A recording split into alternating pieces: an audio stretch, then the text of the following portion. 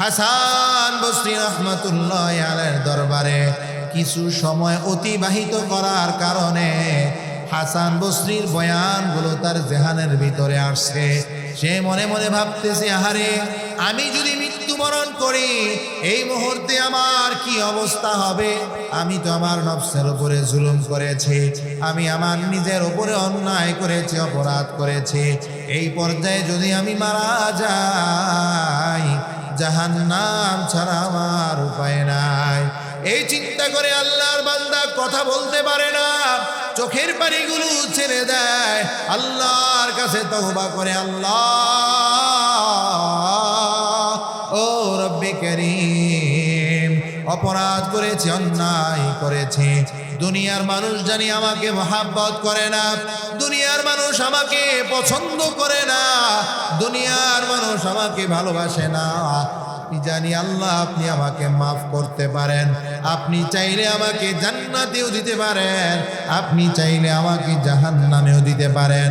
আল্লাহ আমি আপনার কাছে মাফ চাই, ও মাওলা আপনি আমাকে মাফ করে দেন। এইভাবে কান্না করতেছে। একদিন পার হয়ে গেছে, এবার সন্তান তার মাকে ডেকে বলে, মা আপনাকে একটা নসিহত করে। মা বলে, সন্তান কি নসিহত করবা? সন্তান বলে, মা আমি যখন ইন্তেকাল করব আমার গলার ভিতরে আপনি শিকল পড়াইয়া আমার এই লাশটাকে আপনি গোটা শহরের ভিতরে ঘুরাবেন, রাস্তায় রাস্তায় আমাকে আপনি টানাটানি করবেন, আমার লাশটাকে গোটা এলাকাবাসীকে দেখাবেন।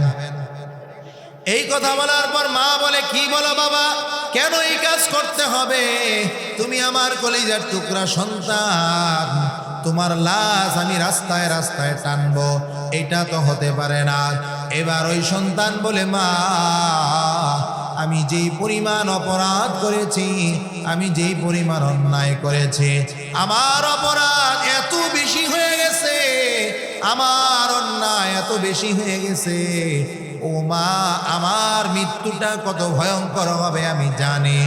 আমার মৃত্যুর পর যদি আপনি আমার লাশটা এলাকায় ঘুরান, আমার এই লাশ দেখে অনেক মানুষ শিক্ষা নেবে, কেউ আমার মতো নেশায় জড়াবে না, কেউ আমার মতো গুনাহে জড়াবে না। আল্লাহু আকবার! কেমন চিন্তা আসছে, যদি আমার লাশটাকে শহরের গলিতে গলিতে ঘুরায় তাহলে মানুষ শিক্ষা নিবে, দেখ দুনিয়ার জমিনে অপরাধ করলে, অন্যায় করলে কি কষ্টের মৃত্যু হয়, এই শিক্ষা যেন গোটা দুনিয়াবাসী পায়। এই জন্য আমার লাশটাকে গোটা এলাকায় আপনি ঘুরাবেন। এই কথা বলে আল্লাহর বান্দা চুপ হয়ে গেছে, মনে মনে আল্লাহর কাছে তওবা করতেছে। সন্ধ্যা হয়ে গেছে, মাগরিবের আযান হয়ে যাওয়ার পর আজরাইল আলাইহিস সালাতু ওয়াস সালাম চলে আসছে। এই যুবকের রূহ কবজ করে নিয়ে গেছে। মা একা একা লাশ নিয়ে ঘরে বসে আছে। রাত্র হয়ে গেছে, এলাকার কেউ আসে না, খবর নেয় না, কেউ জিজ্ঞাসাও করে না, কারণ সকলে এই যুবককে ঘৃণা করে। রাত্র গভীর হয়ে যাওয়ার পর হাসান বসরি রাহমাতুল্লাহি আলাইহি দূরের শহরে ঘুমাইয়া পড়ছেন। ঘুমের মধ্যে স্বপ্নে দেখেন আল্লাহ তাআলা হাসান বসরিকে বলে, ও হাসান যাও যাও যাও, ওই এলাকায় আমার একটা যুবক, আমি আল্লাহ তার জিন্দেগির গুনাহ মাফ করে দিয়েছি, যা তুমি যাইয়া ওই যুবকের জানাজা পড়াও, দাফনের ব্যবস্থা করে দাও। নূহ পয়গম্বর আল্লাহর কাছে দোয়া করে, আল্লাহ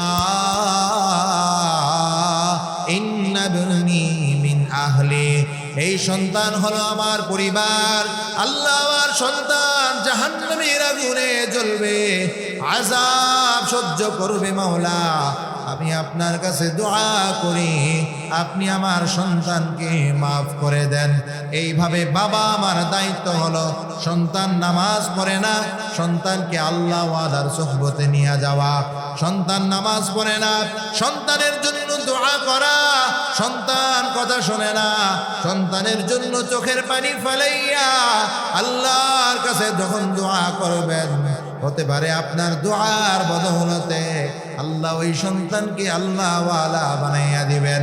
হাসান বসরি বলেন, মা আপনার সন্তানের জন্য এখন কাজ হলো আপনি দোয়া করবেন, আপনার সন্তানের জন্য বেশি বেশি দোয়া করতে থাকেন। এবার মা বাড়িতে চলে গেলেন, সন্তানের জন্য দোয়া করে চোখের পানি ফেলায়, আল্লাহ রব্বি কারীম, আমার সন্তান যদি দুনিয়ার আগুনে পড়ে আমি সহ্য করতে পারি না, আমার এই সন্তানটা জাহান্নামের আগুনে পুড়বে, জাহান্নামে যাবে, আমি আল্লাহ কিভাবে সহ্য করব মাওলা? আমার সন্তানকে আপনি হেদায়েত দিয়া দেন। আল্লাহর বান্দা কোনো হেদায়েত হয় না, নেশা ছাড়ে না। এইভাবে নেশা করতে করতে করতে করতে এক পর্যায়ে এই যুবক অসুস্থ হয়ে যায়, ভীষণ অসুস্থ হয়ে যায়, বিছানায় পড়ে যায়। বিছানায় পড়ে যাওয়ার পর এলাকার মানুষ মনে মনে বলে, ভালোই হয়েছে, এই শয়তানটা বিছানায় পড়ে গেছে, অসুস্থ হয়ে গেছে, ভালোই হয়েছে। দেখবেন এলাকার ভিতরে খারাপ ছেলে পেলের যদি কিছু হয়, এলাকার মানুষ খুশি হয়, ঠিক না বে ঠিক? মনে মনে বলে, এই জালেমের হাত থেকে বাঁচলাম, বড় জুলুম করেছে, বড় অন্যায় করেছে, বড় অপরাধ করেছে, তার হাত থেকে আল্লাহ আমাকে বাঁচাইলেন, এই কথা বলে শুকরিয়া আদায় করে। আল্লাহর বান্দা যখন বিছানায় পড়ে গেলেন, কেউ খবর নেয় না। যেই বন্ধু বান্ধবের সাথে নেশায় লিপ্ত ছিল, এই বন্ধু বান্ধব খবর নেয় না। যেই বন্ধু বান্ধবের জন্য ছিনতাই করেছে, চাঁদাবাজি করেছে, রাহাজানি করেছে, ওই বন্ধু বান্ধব তার খবর নেয় না। আল্লাহর বান্দা দিন যত যায় অসুস্থতা বারে বারে, মা বড় পেরেশান, আমার সন্তান অসুস্থ হয়ে গেছে, আমার এই সন্তান অসুস্থ হয়ে গেছে। আহারে সন্তানের জন্য বড় পেরেশান। মা বারবার দোয়া করে সন্তানের সুস্থতার জন্য, কিন্তু সন্তান সুস্থ হয় না। এক পর্যায়ে এমন পরিস্থিতি হয়ে গেছে যে আল্লাহর বান্দা দুনিয়ার জমিনে আর বাঁচবে না।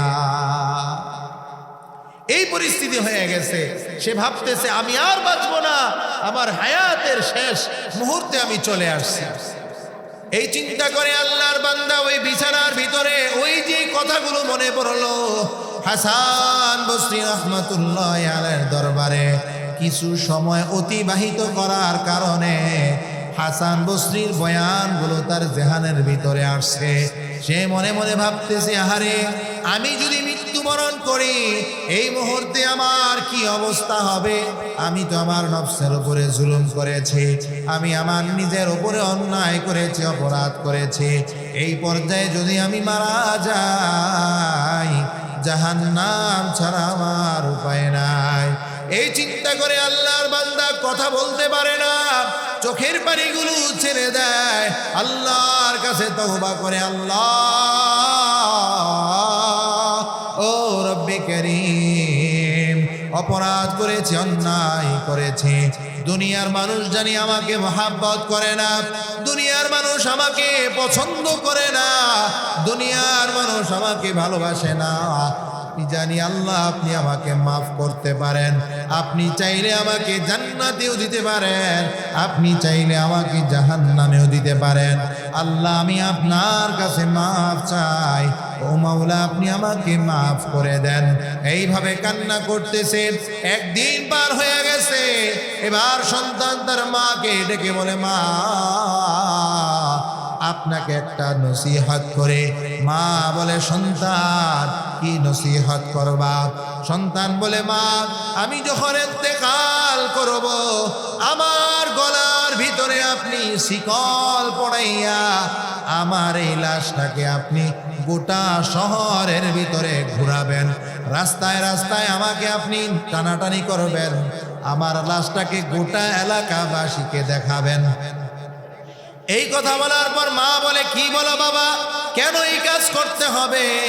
তুমি আমার কলিজার টুকরা সন্তান, তোমার লাশ আমি রাস্তায় রাস্তায় টানবো, এটা তো হতে পারে না। এবার ওই সন্তান বলে, মা আমি যেই পরিমাণ অপরাধ করেছি, আমি যেই পরিমাণ অন্যায় করেছি, আমার অপরাধ এত বেশি হয়ে গেছে, আমার অন্যায় এত বেশি হয়ে গেছে। ও মা, আমার মৃত্যুটা কত ভয়ঙ্কর হবে আমি জানি। আমার মৃত্যুর পর যদি আপনি আমার লাশটা এলাকায় ঘুরান, আমার এই লাশ দেখে অনেক মানুষ শিক্ষা নেবে। কেউ আমার মতো নেশায় জড়াবে না, কেউ আমার মতো গুনাহে জড়াবে না। আল্লাহু আকবার। কেমন চিন্তা আসছে, যদি আমার লাশটাকে শহরের গলিতে গলিতে ঘুরায় তাহলে মানুষ শিক্ষা নিবে। দেখ, দুনিয়ার জমিনে অপরাধ করলে, অন্যায় করলে কি কষ্টের মৃত্যু হয়, এই শিক্ষা যেন গোটা দুনিয়াবাসী পায়। এই জন্য আমার লাশটাকে গোটা এলাকায় আপনি ঘুরাবেন। এই কথা বলে আল্লাহর বান্দা চুপ হয়ে গেছে, মনে মনে আল্লাহর কাছে তওবা করতেছে। সন্ধ্যা হয়ে গেছে, মাগরিবের আযান হয়ে যাওয়ার পর আজরাইল আলাইহিস সালাতু ওয়াস সালাম চলে আসছে। এই যুবকের রূহ কবজ করে নিয়ে গেছে। মা একা একা লাশ নিয়ে ঘরে বসে আছে।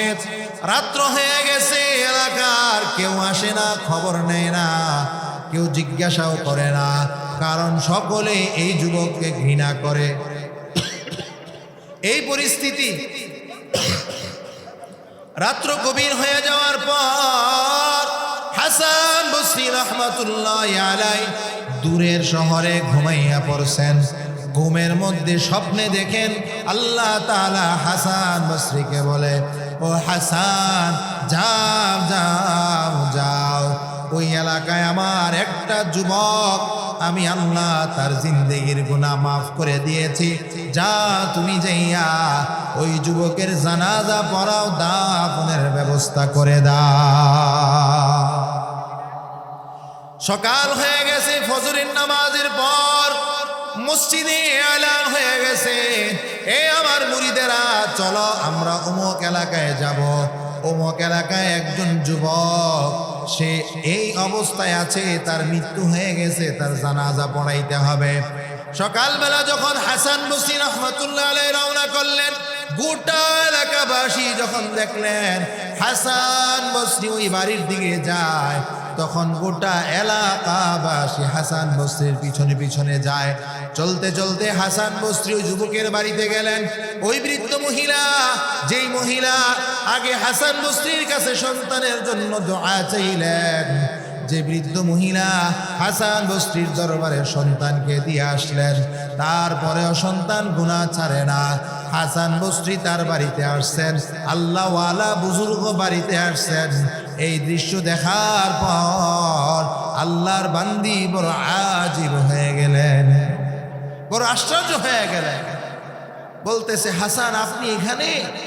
হাসান বসরি বলে, পরে কথা বলবো, আগে আপনার সন্তানকে গোসল দিতে হবে। সন্তানকে গোসল দেওয়াইলেন। গোসল দেওয়ার পর দাফনের ব্যবস্থা করলেন। কাফনের কাপড় পেঁচাইয়া উনি নিজে জানাজা পড়ে উনি দাফন করে ওই মহিলাকে বলতেছে, ও আল্লাহর বান্দি, আপনার সন্তান তো নেশা করত, আপনার সন্তানকে গোটা এলাকায় গুনার কাজ করত, নাফরমানি করত, আপনার এই সন্তান কিভাবে এত দামি হয়ে গেল যে আল্লাহ আমাকে স্বপ্নে দেখাইলেন আপনার সন্তানের জানাজা দাফন কাফনের ব্যবস্থা যেন আমি নিজে করে। ওই মা বলে, ও আল্লাহওয়ালা বুজুর্গ, আমার সন্তান মৃত্যুর আগ মুহূর্তে আল্লাহর কাছে খাঁটিভাবে তওবা করেছে। এই তওবা করার কারণে আমার আল্লাহ আমার সন্তানের গুনাহ মাফ করে দিয়েছে, আমার সন্তানকে জান্নাতি বানিয়ে দিয়েছে। এই জন্য সন্তানকে নেককার বানানোর জন্য বাবা মা দোয়া করান, আল্লাহওয়ালাদের সোহবতে পাঠানো।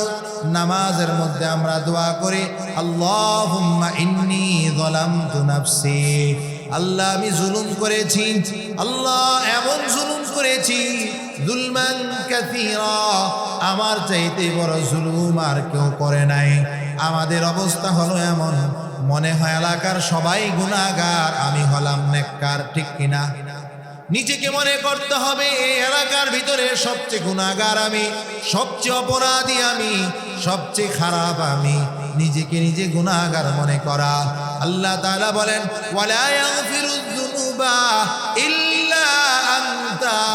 হে বান্দা বলো গুনাহ ক্ষমা করার কেউ নাই, কেউ নাই, আমি আল্লাহই একমাত্র গুনাহ ক্ষমাকারী। গুনাহ ক্ষমাকারী কে? আল্লাহ চাইলে আপনাকে আমাকে গুনাহ করতে পারেন, মাফ করতে পারেন। আল্লাহ চাইলে আপনাকে আমাকে ইজ্জত দিতে পারেন, ঠিক কিনা বলেন? এই জন্য তওবা হবে কার কাছে? আল্লাহ বলেন ওয়াল্লাযীনা ইযা ফাআলু ফাহিশাতান আও যালামু আনফুসাহুম যাকারুল্লাহা ফাস্তাগফারু লিযুনুবিহিম ওয়া মান ইয়াগফিরুয যুনুবা ইল্লাল্লাহ। একমাত্র আল্লাহই হলেন গুনাহ ক্ষমাকারী।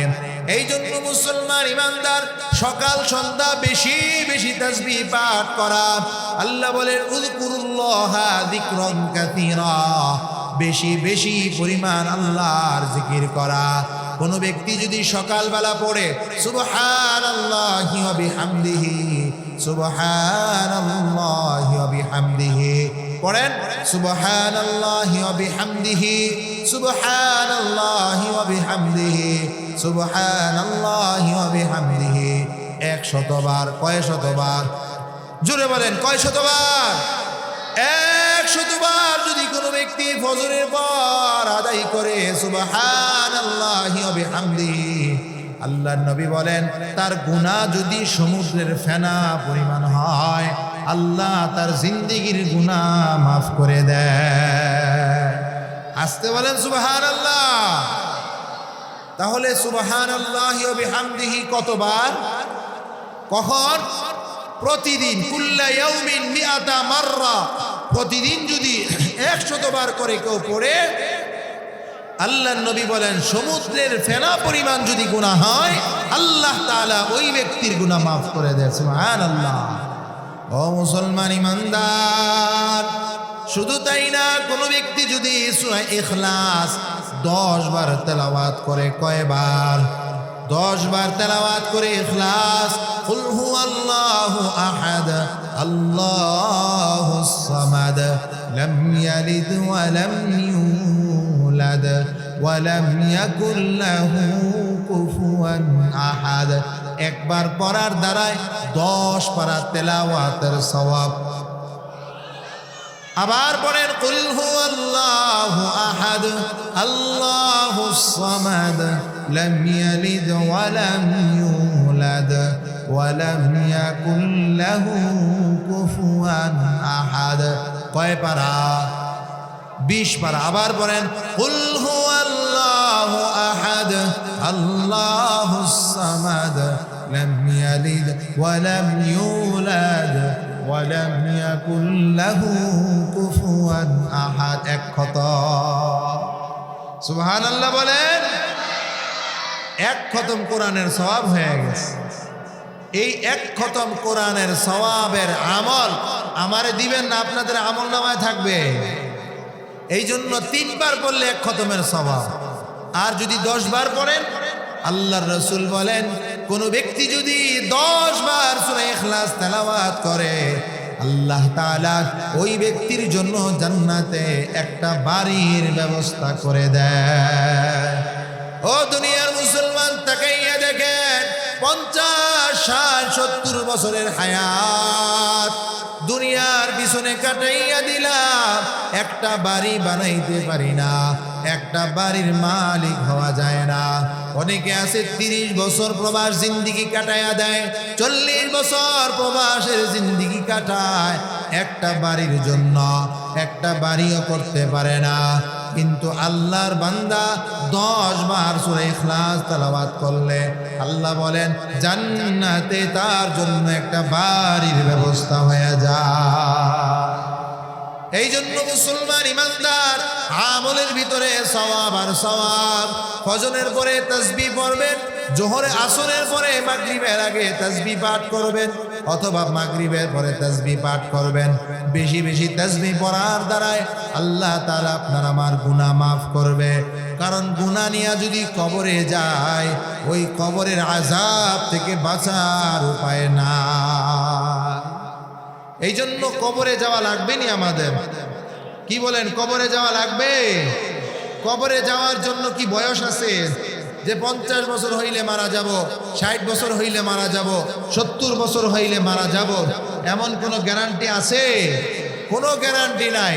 মৃত্যুর ডাক যখন আসবে সাথে সাথে মৃত্যুর জন্য প্রস্তুত, ঠিক কিনা? অনেক দাদা দুনিয়ার জমিনে বেঁচে থাকে, নাতি চলে যায়, ঠিক না ভাই? ঠিক। সন্তান দুনিয়ার জমিন থেকে চলে যায়, বাবা বেঁচে থাকে। দুনিয়ার জমিনে আসার সিরিয়াল আছে, যাওয়ার কোনো কি নাই, সিরিয়াল। দুনিয়ার জমিনের সফর 2 দিনের 3 দিনের সফরের জন্য আমাদের কত প্রস্তুতি হয়। কোনো ব্যক্তি যদি চিন্তা করে আমি কক্সবাজার যাব, ওই কক্সবাজার 3 দিনের সফরে যাব, কত হিসাব নিকাশ করে কিভাবে যাব, কি গাড়ি নিয়ে যাব, কিভাবে আবার আসব, কয়দিন থাকবো, কোন হোটেলে থাকবো, কত টাকার দরকার, আবহাওয়া অনুকূল না প্রতিকূল, এইভাবে গবেষণা চিন্তা ফিকির করার পর 3 দিনের সফরের জন্য দরকার 10,000 টাকা। মনে মনে চিন্তা করে বিপদে পড়লে কার কাছে হাত বাড়াবো, আরো 5,000 টাকা বাড়াইয়া নেয়, ঠিক না বে? ঠিক। ও দুনিয়ার মুসলমান, 3 দিনের সফরের জন্য যদি এত পেরেশানি থাকে, এত প্রস্তুতি থাকে, যেই সফরের শুরু আছে কবরের সফর, হাসরের সফর, মিজানের সফর, যেই সফরের শুরু আছে শেষ নাই, ওই সফরের জন্য কি পরিমাণ প্রস্তুতি নেওয়া। আল্লাহ তাআলা আমাদেরকে বলেন, বান্দা মৃত্যুর আগেই মৃত্যুর প্রস্তুতি গ্রহণ করা। মুতু ক্বাবলা আন তামুতু, মৃত্যুর আগে মৃত্যুর সামানা তৈরি করা, কবরের ফিকির করা, গুনাহ মাফ করাইয়া দুনিয়া থেকে বিদায় নেওয়া। আল্লাহ তাআলা আমাদেরকে আমল করার তৌফিক দান করেন, বলি আমিন।